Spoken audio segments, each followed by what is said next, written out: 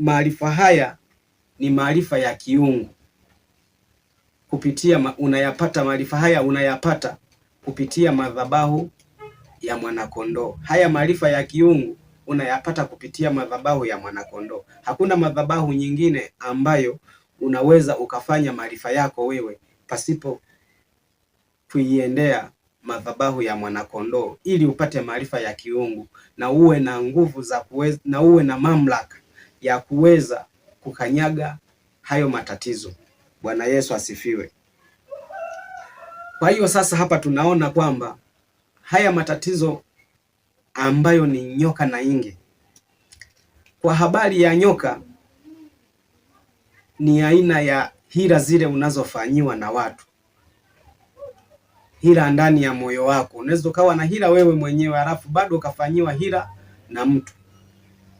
Aidha umepanga kufanya kitu fulani unafanyiwa hila, au mmepanga na rafiki yako kufanya jambo fulani ambalo ni la kuleta faida juu yako, juu ya maisha yenu.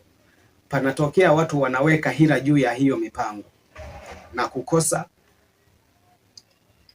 hicho ambacho mlicho plani kukifanya na kukipata. Katika habari ya nge, ni maumivu yaliyoko ndani ya moyo baada ya kukosa hicho unachokihitaji. Unafanya kila jambo, pale linapokosekana hilo jambo unalotaka, kitu unachotaka kukifanya, kinachofuatia pale ni maumivu ya kukosa kile ulichokihitaji. Bwana Yesu asifiwe.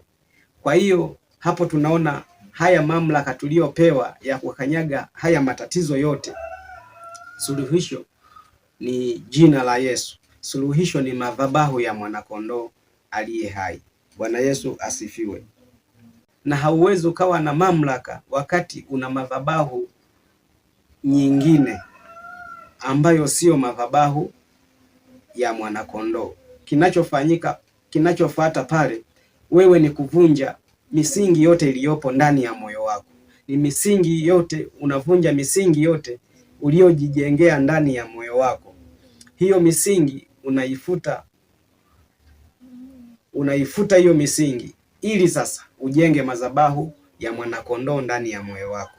Huwezi ukaijenga madhabahu ya mwanakondoo ndani ya moyo wako ukiwa na misingi mibovu ndani ya moyo wako au ndani ya nafsi yako. Ni kubomoa misingi yote ile mibovu, misingi ya kimila, ya kidini, unabomoa hiyo yote. Misingi ya kidini ambayo sio ya Mungu. Maana dini zipo nyingi, hata shetani naye ana dini. Wapagani wana dini. Bwana Yesu asifiwe. Dini ambazo hazijasimama katika imani ya kumtegemea Mungu au imani ya kiroho, imani ya Roho Mtakatifu. Zingine hizo sio madhabahu. Madhabahu pekee ni madhabahu ya mwanakondoo katika jina la Yesu.